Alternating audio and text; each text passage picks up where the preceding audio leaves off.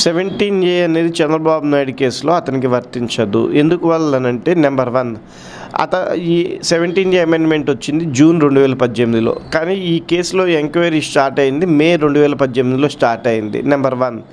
Number 2 వచ్చేటప్పటికి ఇతను ఒక GOMS 4 ఇచ్చి దానికి అందులో 3,280 కోట్లు సిమెంట్స్ వాళ్ళు ఇస్తారని చెప్పి ఆ ట్రైపార్టీ అగ్రిమెంట్లో ఎక్కడ మెన్షన్ చేయకుండా skill development corporation Ganta Subbarao అనే అతన్ని నియమించి 4 చోట్ల అతని దగ్గరికే ఫైల్ సర్క్యులేట్ అయ్యేలాగా చేసి గ్రీన్ ఛానల్ ఏర్పాటు చేసిన చంద్రబాబు నాయుడు మొదటి నుంచి కూడా ఇందులో కుట్ర కోణంతో వ్యవహరించారు. 17A ఎప్పుడు వర్తిస్తుందంటే any decision made or recommendation made by a public servant వాళ్ళకి వర్తిస్తుంది. కానీ ఇక్కడ కుట్రపూరితంగా ఒక పాలసీనే రూపొందించారు. ఇక్కడ డెసిషన్ తీసుకోలేదు, అతను పాలసీలో భాగంగా ఒక రికమెండేషన్ చేయలేదు. కాబట్టి ఇతను క్లియర్ కట్గా రాష్ట్ర ప్రజలకి 371 కోట్లు రిలీజ్ చేయకూడదని ఫైనాన్స్ వాళ్ళు అందరూ చెబుతున్నా రిలీజ్ చేశాడు ఇతను. ఆ రిలీజ్ చేసిన దానికి ప్రతిఫలంగా 3,300 కోట్లు వస్తాయన్నాడు, రాలేదు. అవి రాకుండా ఇది రిలీజ్ చేయటం, ఈ 371 కోట్లలో 241 కోట్లు స్కిల్లార్కి వెళ్ళిపోవటం, అక్కడ DGGI ఇంటెలిజెన్స్ పూణే వాళ్ళు దీన్ని పట్టుకోవటం చేయటం, ఇవన్నీ చూసినప్పుడు ఈడీ వాళ్ళు మళ్ళీ ఇందులో షెల్ కంపెనీలు ఇన్వాల్వ్ అయి ఉన్నాయని చెప్పి అందరిని అరెస్టులు చేయటం, వీటన్నిటి ప్రకారం ప్రైమా ఫేసి కేసు అతని మీద ఉంది. మొత్తము 4,000 పేజీలు 140 సాక్షులు ఉండగా 2,000 పేజీల్లో 600 ఆరోపణలు చంద్రబాబు నాయుడు మీద ఉన్నాయి. కాబట్టి ఇతనికి ఇది వర్తించదు. ఇతను మొదటి కుట్రదారుడు కాబట్టి ఈ కేసులో 17A అనేది ఇతనికి వర్తించదు. సార్, చంద్రబాబు నాయుడు తరపున న్యాయవాదులు కూడా ఈ టెక్నిక్ పాయింట్స్ ఎక్కువ అడుగుతున్నారు. ఎందువల్ల అంటారు సార్? ఎందుకంటే లోతుగా వెళ్ళట్లేదు. ఎందుకంటే లోతుగా వెళ్తే మెరిట్స్లో అతనికి బెయిల్ రాదు. ఎందుకంటే అతనే కదా మొదటి కుట్రదారుడు, అతను జైల్లోనే ఉండాల్సి వస్తుంది.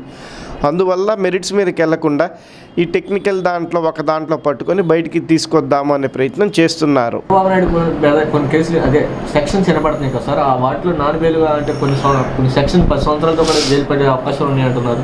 అవునండి, 409 ఉంది, క్రిమినల్ బ్రీచ్ ఆఫ్ ట్రస్ట్ పడతాయి, 10 సంవత్సరాల దాకా పడతాయి. ఇందులో క్లియర్ కట్ కేసు ఏం లేదు. ట్రయల్కి వెళ్ళిపోతే 2-3 నెలల్లో కేసు క్లియర్ అయిపోతుంది, అతను శిక్ష పడుతుంది. Okay sir. ఇప్పుడు ప్రధానంగా వినపడుతుంది ఏంటంటే బండారు సత్యనారాయణ ఉన్నారు సార్. అతను ఏమంటున్నాడంటే నిన్న న్యాయం గెలిచింది అంటున్నాడు. గతంలో జడ్జి గారు ఇచ్చినటువంటి తీర్పుని బట్టి ఏమో న్యాయం ఓడిపోయింది అంటున్నారు. ఎలా చూడొచ్చు? సహజంగా రిమాండ్ ఆ కేసులో తిరస్కరిస్తారనేది న్యాయవాదిగా నాకు ముందే తెలుసు. అందులో న్యాయం గెలిచేదేముంది? అతని కేసు అట్లానే అట్లానే ఉంది. అతని మీద కేసు ఏం కొట్టివేయలేదు కదా. 7 సంవత్సరాల లోపు కేసులే కాబట్టి రిమాండ్ ఇవ్వద్దు అని చెప్పి కోర్టు వారు పేర్కొన్నారు. అందులో న్యాయం గెలిచేదేముంది? అతను తప్పుడు మాటలు మాట్లాడాడు. అంటే భారత రాజ్యాంగం మీద ఇవ్వాలని నాకు నమ్మకం కలిగిందని చెప్పి నేను వ్యాఖ్యలు చేశాను. భారత రాజ్యాంగం కాదండి, ఆ 7 ఏళ్ల లోపు శిక్ష పడే ఏ కేసులోనైనా ఎవరినైనా సరే రిమాండ్ పంపించకూడదు అనేది ఆర్నేష్ కుమార్ గుప్తా కేసులో అది సుప్రీంకోర్టు వారు పేర్కొన్నారు. దాని ప్రకారం ఇతని మీద ఉన్నవన్నీ 7 ఏళ్ల కింద లోపు కేసులే కాబట్టి అతను వదిలేశారు. ఇందులో అతను గెలిచాడని సంబరం చేసుకునే పాయింట్ అయితే ఏమీ లేదు. అతని మీద కేసు అట్లానే ఉంది కదా, ఆ డాక్యుమెంట్ ఎవిడెన్స్తో ఉన్న కేసు కాబట్టి అది కూడా ఎప్పుడు ట్రయల్కి వచ్చినా అతనికి శిక్ష పడే అవకాశం 100% ఉంది. సరే, ప్రధానంగా ఏంటంటే చంద్రబాబు నాయుడు యొక్క పిఏలు కానీ లోకేష్ యొక్క పిఏలు గతంలో చంద్రబాబు నాయుడు అనుకూలంగా పనిచేసిన కొంతమంది ఇతర దేశాలకు గెలిపారంటున్నారు సార్. వాళ్ళని ఎలా తీసుకొస్తారు సార్? వాళ్ళని CBCID వాళ్ళు తీసుకొచ్చే ప్రయత్నం చేస్తారు. వాళ్ళ ప్రొసీజర్లో భాగమే. ఈరోజు కాదు రేపు తీసుకొస్తారు. అది మనకు తెలియకుండానే ఇంటర్నల్గా జరుగుతూ ఉంటుంటాయి. అందులో సక్సెస్ కూడా అవుతారు.